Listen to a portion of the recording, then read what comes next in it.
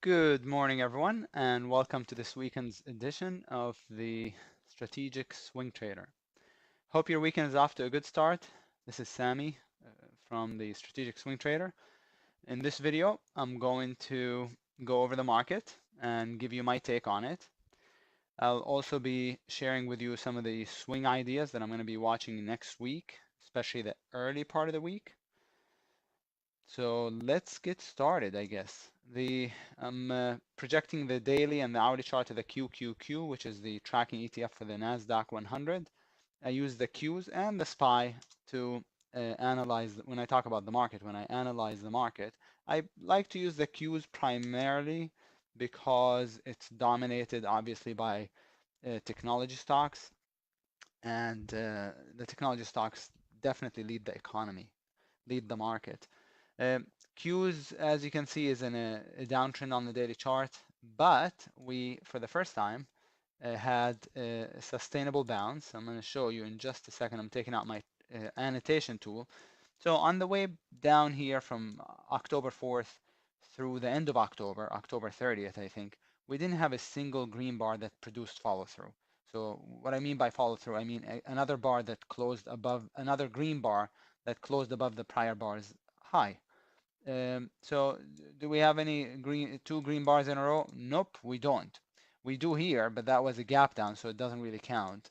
And then once we did here, once we actually generated a bounce and we closed above that first green bar's high, from there we did have a pretty strong retracement. In fact, it was a $15 rally off the lows, and now we're back down halfway through, more than halfway, right off the declining 20.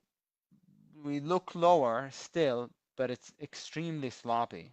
To make things worse, the monthly chart, as I discussed, got to the target. I picked 160 as my target. It got to 160.09, so right to target. I picked 160 because that's where the 20 MA was on the monthly chart, and it got right there. So the 20 MA on the monthly is rising, and we are sitting at it. Usually, prices don't just go through the moving average and keep falling. They react to it. We reacted, and now we're gonna see what happens. So we probably go sideways a couple months, and then we either go back up or we roll over. But we don't usually keep going through the moving average if it's a rising 20 MA. We saw a similar thing happen on the Q's weekly chart where we went sideways for a while before we could break under it.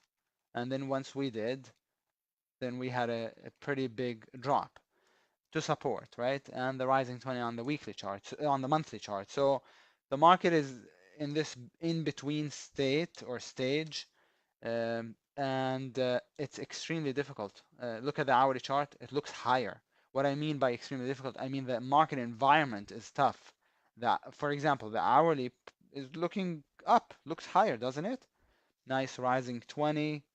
So now, unless we get a gap down below this is the beginning of an uptrend, the transition A on the hourly chart, right? So unless we get a gap down below this pivot, the hourly is bullish, and yet the daily is right into the declining 20. The monthly is at the rising 20. So we have conflicting messages or conflicting time frames, and until they all say the same thing, until they all say bearish or bullish, right? We're going to have probably a choppy, sloppy market with not much follow through. So just be mindful of that, be aware of it, and trade accordingly. So I don't think the next couple of months perhaps are going to be the time to make money necessarily, a lot of money. Okay, that's my take, and that's my opinion. Now let's go ahead and take a look at some of the watches, the swing ideas for next week. I have CBOE. These are listed alphabetically, not by quality or by preference or anything like this. Um, CBOE is got a daily buy setup. It also has a monthly buy setup. And it has a weekly buy setup. So it has multiple time frame alignment, except I don't think it's quite ready to go. Okay, I don't think it's really gonna go right away. So this is something that I'm gonna be watching for next week. CDNA must be one of the, if not the strongest stock in the country. I mean, just look at this rocket. Look at this, from 50 cents, 70, 75 cents, 76 cents to 29, and it's not stopping. Market is kind of not falling apart, but dropped a lot recently. This thing is at all-time highs. So it's got a 1, 2, 3, nice base on the hourly chart. So it looks good, looks nice. And then closed. This was a good short under the base, and then uh, never took out a prior bars high. Once it does, then it could be a flip back to 220. Okay, a flip on a stock that gapped down so much and sold off a lot after the gap down. DXCM, one of the strongest stocks also. Take a look at the monthly chart at all-time highs, right? And weekly is right off the rising 20 also on the DX. Oops, I messed up the chart, and now I think there's no way to fix it. Let's see if I can go back to, oh yeah. Oh, now I can't fix it.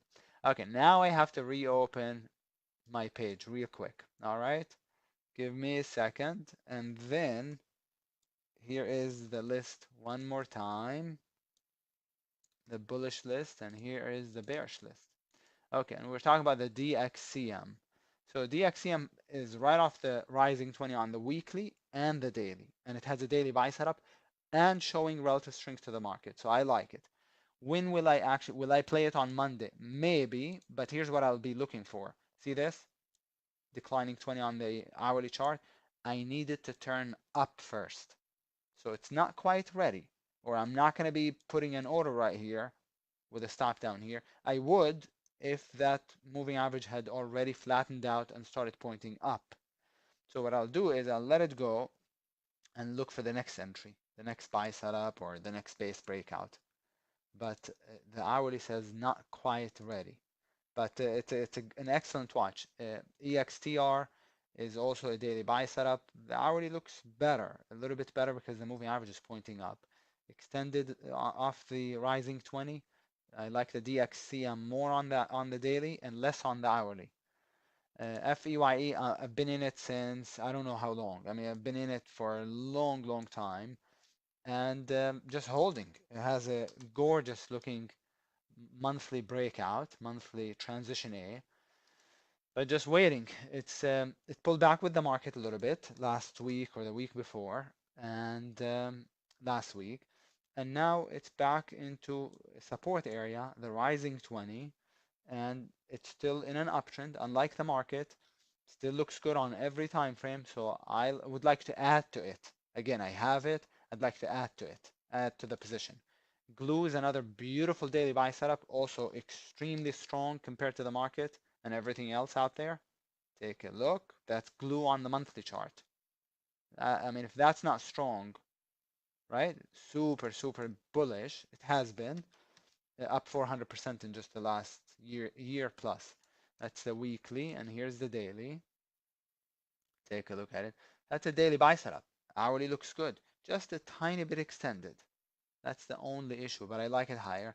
And then USO, notice the hourly is starting to look good, and it's starting to look pretty good. The daily is not very extended. When we play counter trend trades, we generally need about 8 to 10%. So from the 20 MA. So do we have 8 to 10%, right? So that's the bare minimum. And the hourly looks good. The daily, again, is questionable. I don't mind the monthly at all. I'm going to show you the monthly in a second. I don't mind this monthly chart at all. We do have two big red bars, and I don't think the USO is going to be able to just totally negate these red bars and go right back up. That's oil, right? USO. But I like the location. It is at support. It is at the rising 20 as a long-term trade. Not as a swing trade, but more as a long-term trade. I may take a small position in USO on Monday or Tuesday if I can get an entry off the hourly chart. And if it fails, no problem. I'll look to re-enter later on, and that will be my stop, just under the double bottom here, the two bars, 3 bars right here. So I'm not going to give you my entry. That is reserved to strategic swing trader members. But I gave you the stop though on USO. WES is a gorgeous looking hourly chart, but not so much on the daily. Why? Declining 20.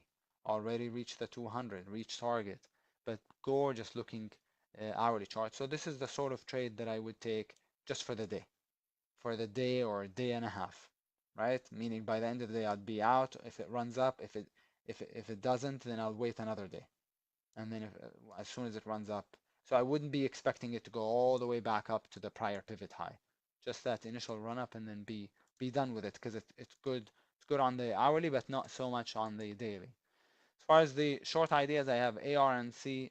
I don't love it on the daily chart, but look at the monthly. Just want to show you the monthly here.